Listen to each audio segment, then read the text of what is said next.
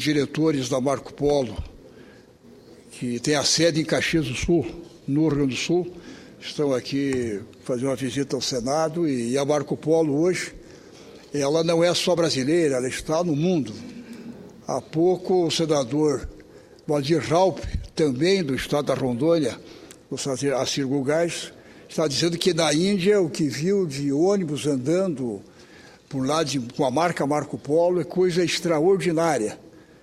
Então eu faço registro aqui da visita dos diretores da Marco Polo aqui no plenário do Senado nesse instante. Senhor presidente, caros colegas, eu trago, embora em breves pincelados, mas trago uma preocupação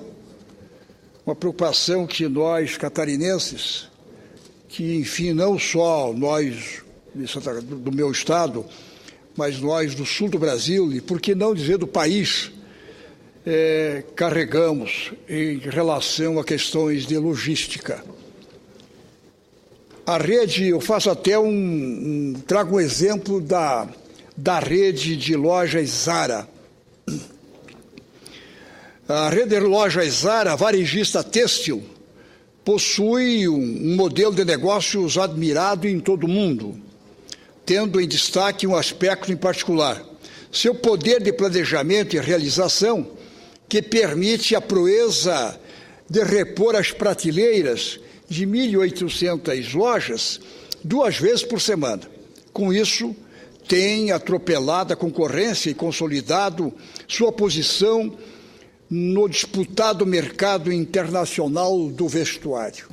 Faço esse preâmbulo para mostrar como é que é a eficiência, a dinâmica de um ramo, por exemplo, particular, nesse caso que eu citei.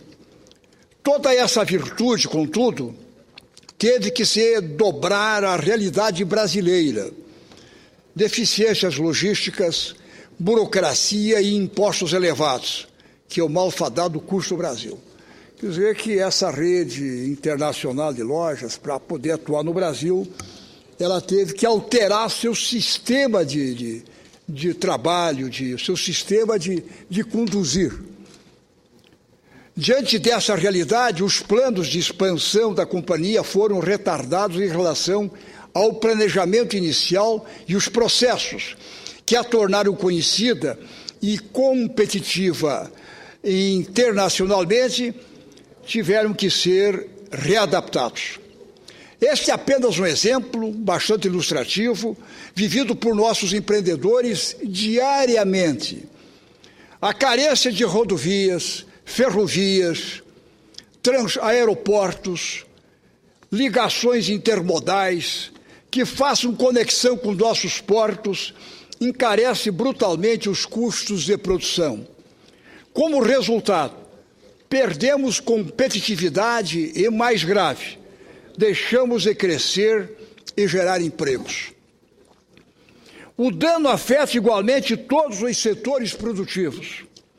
O agronegócio, por exemplo, transporta seus insumos e sua produção em caminhões, gerando um desperdício quase tão grande quanto a dimensão continental de nosso país. Cito a situação das agroindústrias do oeste de Santa Catarina. Lá estão sediadas grandes cooperativas, produtores de gado, suínos, de aves e seus derivados, que abastecem o Brasil e um vasto mercado internacional. Trazer o milho, por exemplo, do centro-oeste brasileiro por via rodoviária eleva brutalmente os custos e, muitas vezes, impede a atividade de pequenos produtores que não conseguem suportar as variações.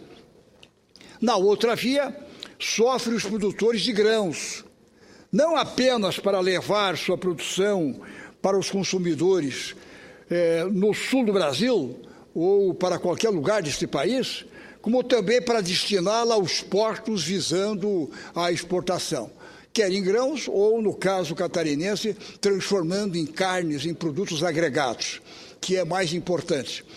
A solução lógica é o investimento em um sistema ferroviário. Aí é que está o nó gárdio. A solução lógica é o investimento em um sistema ferroviário, modal historicamente relegado em nosso país, cuja importância torna-se cada vez mais latente. Ainda que tardiamente, o governo federal tem demonstrado que reconhece o problema e, mais que isso, sua incapacidade de suprir as carências com a urgência necessária. Buscar a parceria do setor privado é medida sensata, mas que não pode excusar o poder público de suas obrigações. A burocracia, e aí é um ponto nevrálgico também, a burocracia, igualmente é um mal a ser combatido. A questão está intrinsecamente ligada à questão tributária. O fisco consome, vejam bem, o fisco consome uma fatia superior a 40% do rendimento bruto para pagamento de tributos sobre os ganhos, consumo, patrimônio e outros. São 5 meses completos destinados unicamente ao pagamento de impostos. Vejam bem, cerca de 40% o fisco consome 40% da arrecadação de impostos para a sua administração.